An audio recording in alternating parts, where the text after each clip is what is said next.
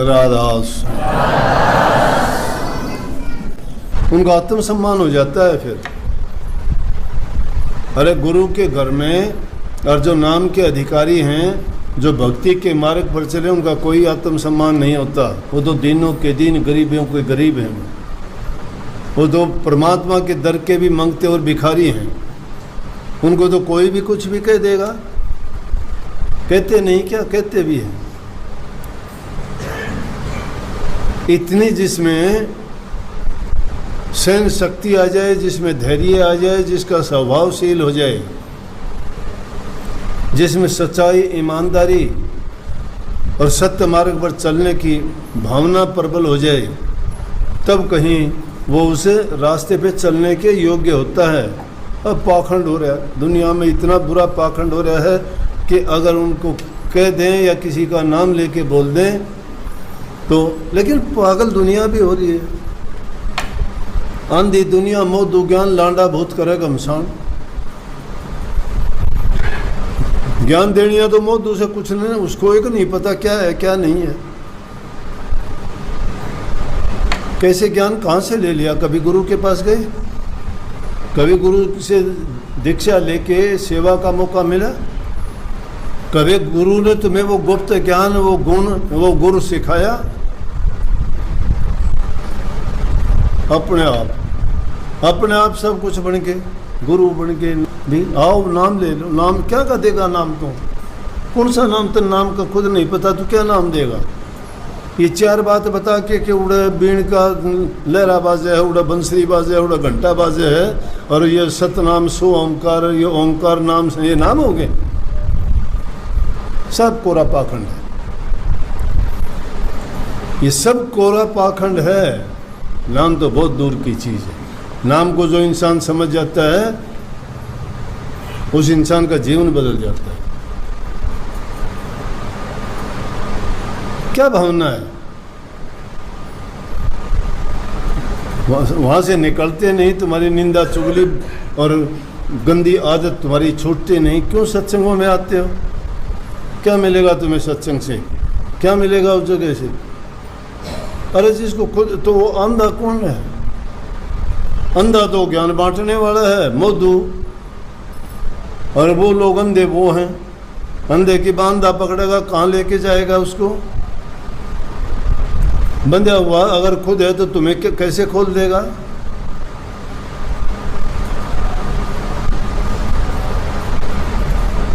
ये नाम तो ऐसा रटा रटा ही चीज है। ये तो पक्षियों को भी सिखा देते हो। एक महात्मा ने एक तोता पाल रखा, सिखा रखा उसको, मिठू राम राम बोल, राम राम। मिठू राम राम बोल, राम राम, राम राम। मिठू राम राम बोलता है। नाम क्यों? नाम हमने भी नाम ले रखा है। वो मिठू भी नाम ले लिया उसने भी, महात्मा ने सिखा दिया उसको।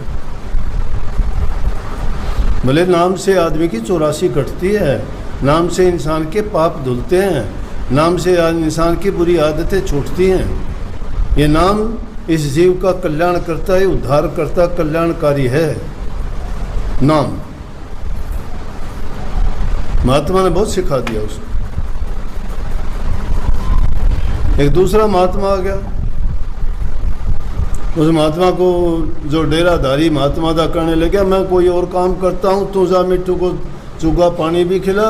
हर टाइम तोड़ने में लग गया, आधे तो उसी टाइम चल दिए।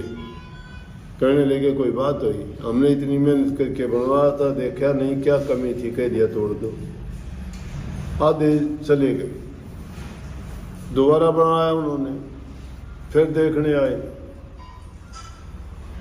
बोला तोड़ दो इसको, फिर दोबारा भी तोड़वा दिया। कुछ जो बचे थे वो भी चले गए। लोग आलोचना भी करने लगे गुरु की। दोबारा फिर तैयार किया, फिर गुरु साहब आए, फिर देख के कहने लगे, अरे क्या बनाते हो, तुम्हें बनाना ही नहीं आता, बेकार कर दिया सब, कुछ नहीं है। फिर हुक्म दिया तोड़ दो इसको, सब चले गए।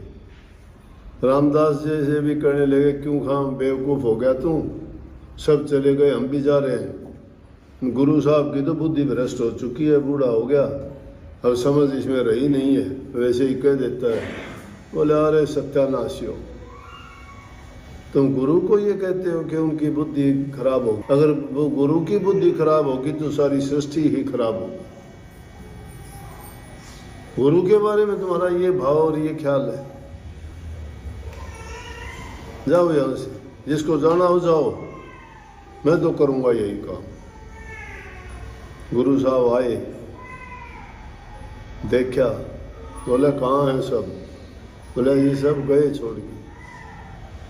बोले आप क्यों लगे हुए हो, क्या फायदा है? बोला जी गुरु के हुक्म में फ़ायदा और नुकसान क्या दे? मुझे तो अगर गुरु लाख बार भी कहेगा तो मैं लाख बार भी बनाऊंगा, और लाख बार तोड़ने की कहेगा तो लाख बार भी तोड़ूंगा। मेरा मतलब सेवा करने से है, मेरे से कोई सेवा करवाओ। तुड़वाने की भी सेवा है, तुड़वाने की भी सेवा है, और बनाने की भी सेवा है। दोनों में आपका ही हुक्म काम करता है ना। मेरा मन तो नहीं किसी में, ना मेरा मन बनाने में है, ना मेरा मन तोड़ने में है। गुरु का हुक्म और गुरु की आज्ञा, शिष्य का धर्म और कर्म जो होता है वो करता हूँ मैं। शिष्य का धर्म और कर्म है कि गुरु की आज्ञा का पालन करे, वो आपकी कृपा है जो आपने हुक्म दिया। मैं क्या कर सकता हूँ, अनजान हूँ, कुबुद्धि हूँ, लेकिन फिर भी मैं इतना जानता हूँ, आपसे प्यार करता हूँ। आपके वचन, आपकी बात और उसकी आज्ञा का पालन हो जाए, मेरी यही भक्ति है, मेरी यही भक्ति है और मेरी यही सोच है।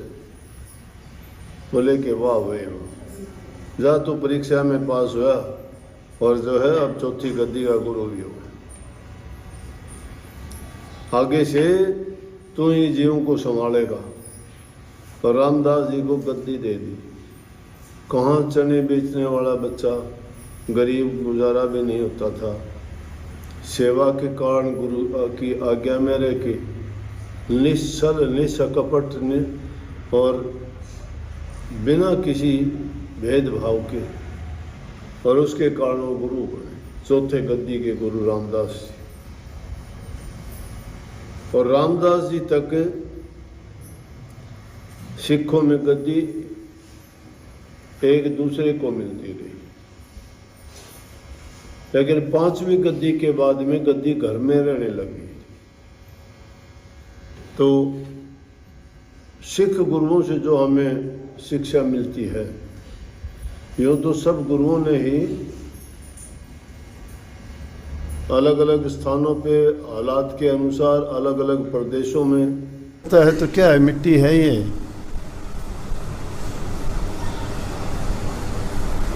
मिट्टी में मिल गए, सब मिल गए, संत, फकीर, राजा, ओलिया, महाराजा, जितने आए मिट्टी में मिलते चले गए। इंसान के क्या रह जाती है, गुण। गुण और अवगुण दो ही चीज रहती है। उसके बाद में दुष्ट आदमी को तो गालियां देते हैं, अपना मुंह काला करवा लेते हैं, गलत काम करके, उल्टे सीधे काम करके। नेक काम से गए, बदनामी हुई, और हमेशा के लिए उन्होंने लोगों से आने वाली पीढ़ियां भी गालियां देती हैं। औरों की बात छोड़ो, रावण को गालियां देते हैं, आग लगा के जलाते हैं, कंस को गालियां देते हैं। जिन लोगों ने भक्तों के साथ किए उनको सबको इस प्रकार की सजा अब भी दे रहे हैं लोग, लेकिन वो नहीं है, फिर भी सजा मिलती है।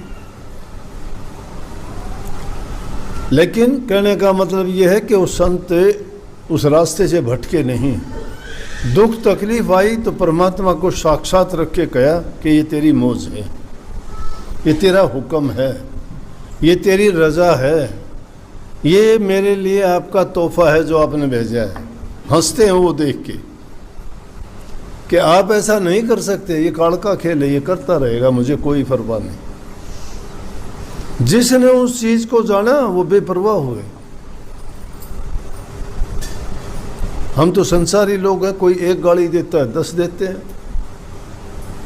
कोई एक बार अगर थप्पड़ आंख भी निकाल दे तो हम लठ लेके मारने दौड़ते हैं, मरते भी।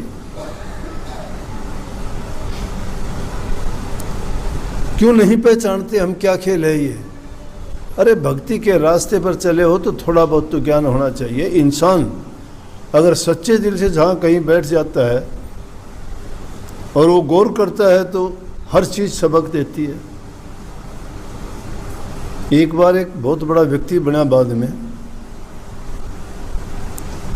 गुरुकुल संस्कृत का महाविद्वान बना, सबसे बड़ा। गुरुकुल में गुरु के पास रहता था, गुरु जो पढ़ाता और सब विद्यार्थी सब याद कर लेते, उसको कुछ याद नहीं होता, सब मजाक उड़ाते उसका। उसको भी बड़ी शर्म आती, लेकिन नहीं होता था उससे कुछ भी। एक दिन तंग आके उसने आश्रम को छोड़ दिया, गुरुकुल से बाहर भाग गया। बोला मुझे पढ़ना नहीं, यहाँ नहीं रहना, घर भी नहीं जाना, कहीं और निकल जाऊंगा। चलते चलते उसको प्यास लगी, कुएं के पास औरतें पानी भर रही थी, वहां गया। पानी पीने के लिए कहा, उनको पानी पिया, थका हुआ था, पानी पी के वहीं बैठ के विश्राम करने लग गया। तो कुएं से जो पानी निकाल रही थी उसने रस्सी के आने जाने को देखा, और रस्सी के आने जाने के कारण जो पत्थर की सिल थी उसके ऊपर इतना गहरे निशान उसने रस्सी ने डाल दिए थे कि उनको देख के वो हैरान हो गए।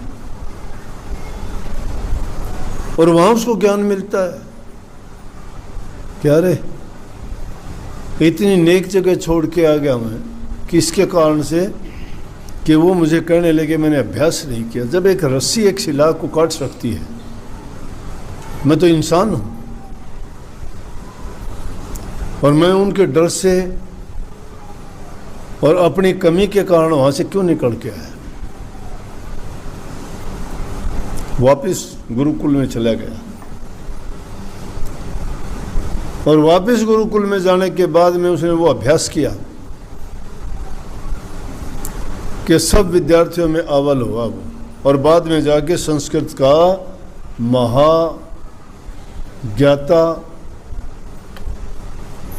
और इतना संस्कृत का मतलब लेखक, कवि और साहित्यकार हुआ कि आज भी उसका नाम संस्कृत भाषा में सबसे पहले लिया जाता है। संतों ने भी यही कही, अरे अभ्यास किया करो, नाम तो ले लिया गुरु से, भूले से याद भी नहीं करते। क्यों नहीं करते? बुरी आदतें नहीं छोड़ी आपने, निंदा, कपट, धोखा, चोरी, भ्रष्टाचारी, ये गलत काम नहीं छोड़े आपने। उन गलत कामों को छोड़ देते तो अच्छी चीज़ हृदय में जमती आती। गुरु का मुखड़े पर तो डाढ़ी लाग रही है, गुरु का मुखड़ा अच्छा नहीं लगता। गुरु के ज्ञान की बात कही है, गुरु का ज्ञान अच्छा लगता है। गुरु ने जो हमें ज्ञान दिया उसे जीवन पलट दिया हमारा, इसलिए उनका मुखड़ा अच्छा लगता है। ये मुखड़ा जिससे जबान निकलती है मीठी, संदेश हमें सुधारने वाली, हमें रास्ता दिखाने वाली, हमें बुराई से बचाने वाली, इस जन्म मरण से छुटकारा दिलाने वाली, वो मीठे शब्द निकलते हैं, अमृत के समान है वो। भक्त लोग कहते हैं अमृत वर्षा होती है, मूर्खों को पता ही नहीं क्या बोल दिया, क्या कह दिया। और इस चेहरे से प्यार करना कोई नहीं करता, ये तो मिट्टी है, ये सुंदर भी नहीं है।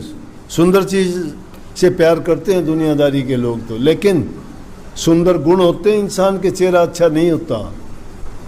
कि सीरत के हम गुलाम हैं, सूरत हुई तो क्या, मिट्टी की सफ़ेद मूरत हुई तो क्या।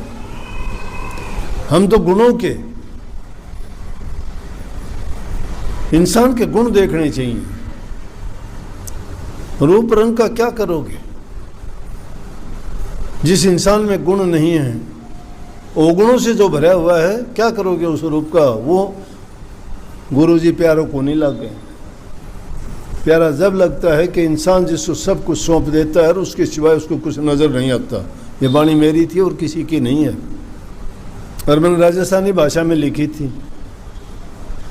गुरुजी मन थारो मुखड़ो प्यारो लागे जी, प्यारो लागे जी दुनिया ते न्यारो लागे जी। मन दुनिया से न्यारा लग क्या करता, दुनियादारी के लोग मेरे क्या काम आए, क्या वर्णन करूं इसका, मुझे प्यारे क्यों लगते थे। उस मुखड़े ने मुझे जीवन दे दिया, पर उसका पद, उसका धन, उसका बड़ा परिवार, उसका कुल कुटुंब, उसकी विद्या, ये बल है दुनिया के। धन बल है, शारीरिक बल है, मानसिक बल है, पारिवारिक बल है, वंश का बल है, पद का बल है, ये बल हैं। इन बलों को इसीलिए तो कहिए कि संतों के दरबार में जाके जो गीत गाते हो कि बलिहारी बलिहारी जाऊं आपके, बलिहार जाने का मतलब है मैं अपने सारे बल एक तरफ छोड़ के दीनहीन गरीब बन के आता हूँ। बलिहारी का और कोई मतलब नहीं है। गीत गाते हो बलिहारी गुरुदेव की जिन दिया भरम गढ़ तोड़, भरमों के तो किले खड़े कर रखे हमने, गढ़ किले को कहते हैं। और भरमगढ़ हमारा कब टूटे है, जब हम बलिहार जाते हैं।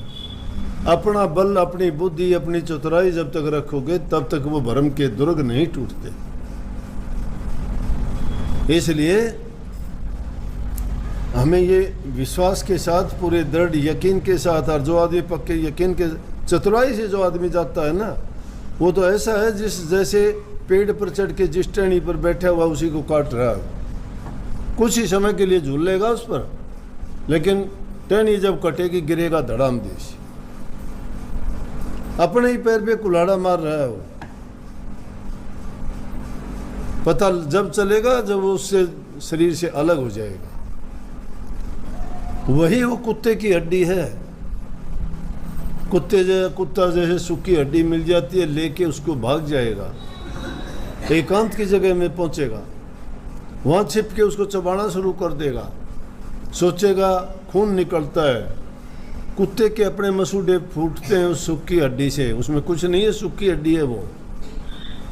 और उसमें जो खून निकलता है उसका वो जीभ से स्वाद लेके सोचता है हड्डी में आनंद आ रहा है, हड्डी में आनंद नहीं है, अपना ही खून चूसता है वो।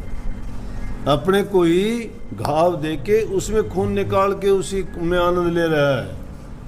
इसी प्रकार ये विषय विकारों की सूखी हड्डी चबा के इंसान, लेकिन इंसान इंसानियत से गिर जाता है ना, उसका कोई ठिकाना नहीं है। इंसान का प्रारब्ध कर्म उसको मजबूर कर देता है कि मैं ऐसा करूंगा, चाहे कुछ भी कर। उसको कोई नहीं सुधार सकता। साक्षात ब्रह्मा जी भी अगर आ जाएं, विष्णु भगवान भी आ जाएं, या उनका भी, जिसको हम मानते हैं कि इनका भी जो खुदा है, वो भी अगर आ जाए तो भी वो इंसान नहीं मानता। दुष्ट आदमियों के लिए कोई ठिकाना, कोई सुधार ग्रह नहीं है। उनकी बुद्धि कुत्ते के दुम जैसी है, कितने साल तक उसको तुम सीधी करके रखो, लेकिन जिस दिन छोड़ दोगे वहीं की वहीं मिलेगी। परंतु जो अपने आप के सारे बल हार जाता है, अपने आप जो बल हार गया उसी का तो अहंकार कोई रहा ही नहीं। कोई कुछ भी कह दे, अरे पृथ्वी माता जमीन है, इंसान में इतनी महानता होनी चाहिए जैसे जमीन है, मिट्टी है। खोद खाद धरती से है, काट पाट बन रहा, कटु वचन सज्जन से है, और से सया नहीं जा। सज्जन पुरुषों की ये पहचान है महानता की। जो महान हो जाते हैं वो समुद्र की तरह स्थिर हो जाते हैं।